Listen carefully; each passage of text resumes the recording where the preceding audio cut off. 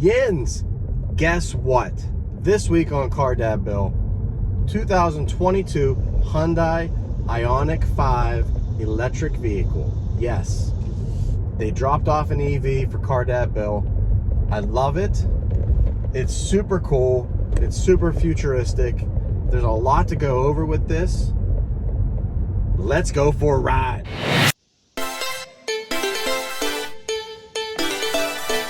Switch this review up a little bit. First impressions as usual, but they're not my first impressions the day that I got the vehicle. And my quick takes on this is I can't get over how easy it is to live with, how easy it is to drive, the feedback that you get through the vehicle. The overall appearance of it is futuristic and sleek and sporty.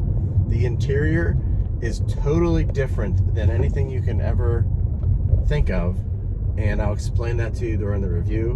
But it's just a refreshing, easy to use, well-made electric car in my opinion. Let's get to the real review.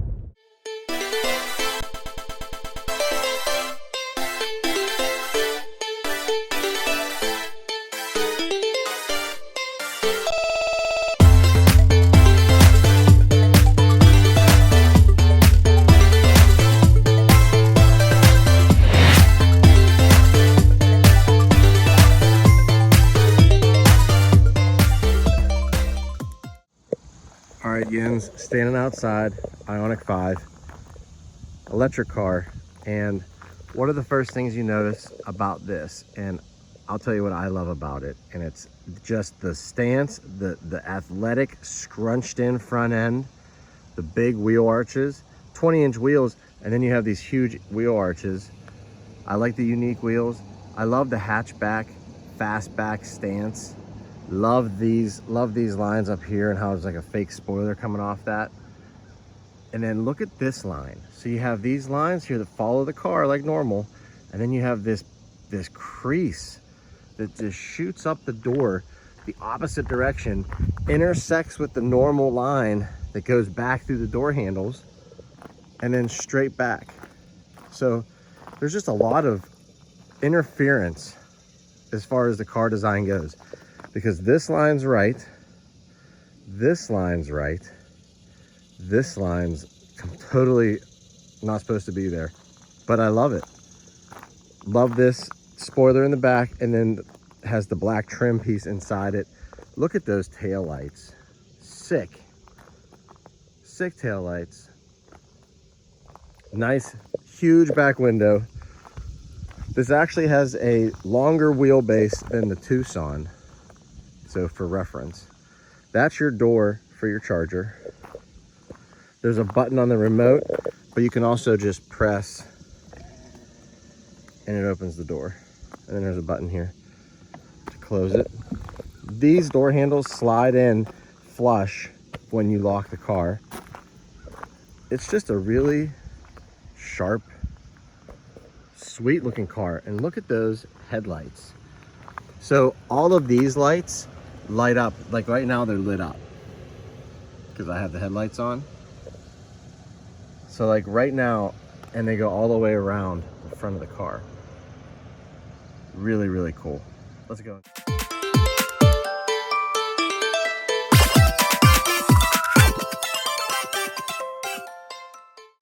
All right, guys, inside the Ioniq 5, and the first thing you're going to notice is just this flat screened dashboard.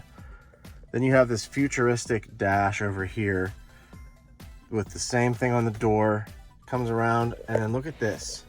So since there's no transmission and drivetrain and engine bay and all this stuff, you have a humongous interior space. And it's hard to like show you guys on a video just how big it is, but it really is. It really feels different, and it's just larger overall. Back to these screens. So this is your main screen that you're going to use for your different, it's just like all the other Hyundai and Kia models. You can swipe through this stuff. This tells you obviously your percentage of battery left with your range in miles. Same thing up here, range in miles. Down below, down there, is the actual range, or percentage of battery. Then there's this logo here. It says level 1 right now. You change it to level 2 while you're driving, 3 or 1 pedal driving. I'll go over that stuff when we're on the road. The other thing up here that's really important is your gear selections. And if I can get to the screen where there's nothing, that would be nice. But I don't think I'm gonna be able to get there. No, not right now at least. So that's a nice screen to have on. When you hit the gas, the accelerator, this moves up, and then if this way is charging. Over here, your speed, and then there'll be another line that corresponds with that. Up here, your gear selections are there. And it's a button. You're pressing a button for park. You're turning it to drive. You're turning it once for neutral, twice for reverse. Then you have camera views of everything up there. Your radar right there. And then you just simply press the button again to take it back to park. So something a little different there. Parking brakes on this side, various other buttons. These light up at night. This lights up at night. Cool design on the door. Cool steering wheel design. Your drive mode selector there. These are your different regen settings, up and down. Cup holders, storage, charging, wireless charging down here. A place to hold stuff down here. Then you have the armrest, which also has a storage compartment inside. Let's get in the back seat and take a look. All right, getting in the back door, handles. Cool sill plate. Same thing on the door. You have some screens in the back. Huge back seat. Absolutely huge back seat. Static seat belts for the kiddos. These move back and forth. Charging area down here. The kids loved it back here. And then you have your storage back there, which we'll look at right now. But there's also a moon roof that doesn't open. It's just a glass roof. But the kids loved back there. They said it's huge, lots of space. Come around back, underneath, down here. Trunk opens. Massive storage area. Massive. Hockey bags, golf bags, baseball bags. These are youth sticks. Fits perfectly across there. Let's get on the road and talk about it. All right, Yins, let's go over some of the numbers on this Ioniq 5. It's so cool. And I have to say, I was looking forward to it, obviously, but now that it's here and I've driven it for a few days, it's definitely changed my opinion of all electric vehicles in general, and I'll go over that in a second. 2022 Hyundai Ioniq 5, limited all-wheel drive. This is the big motor. This is the 320 horsepower, 446 pound-feet of torque, and a range estimated at 230 miles. You may get more of that with less hills. You may get less of that, like around here. We're getting less than that because we have hills everywhere. Lots of steep hills as well. So some of the numbers that I think are the most important for you guys to know, that I thought were most important for you guys to know, is if you charge it at home at a 240 volt outlet, if you have one installed in your house, it's gonna take almost 7 hours to charge this from 10% to 100%. If you go to a rapid charger, the 800 volt one, out and about, like some Sheets have them, some places have them, EV America has them, EVgo, 10% to 80% in 18 minutes. So that's a game changer. Now think about this too. If you have a home charger that charges it in 7 hours, it's going to be full charge every night after you sleep. So you get home from the day, you charge it, it's going to have 250-mile range every day that you start driving. I think that's going to alleviate a lot of people's, and especially my anxiety. I call it battery anxiety, because I don't want to run out of charge and I don't want to wait forever for it to charge back up. And that's what most people have a problem with. So this vehicle and Teslas and other electric vehicles, as long as you have a home charger that can charge it reasonably fast, and you have one or two that are reasonably close to you or close to where you're going to be going, then you really don't have any anxiety. You don't have no need for that, because it drives like a normal vehicle. It has the range of a normal gasoline vehicle. You just have to get used to charging it and the time it takes to charge it and when to charge it.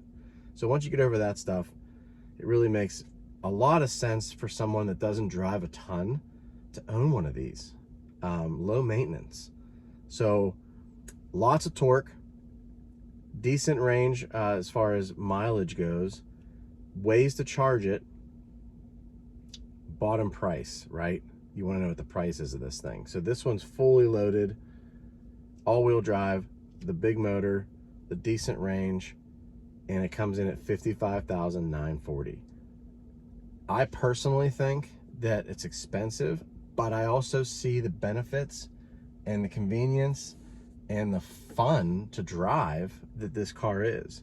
Let's get on the road and talk about that. Out on the road, my pros and cons, the list is long. It's the whole page. I wrote on the whole page.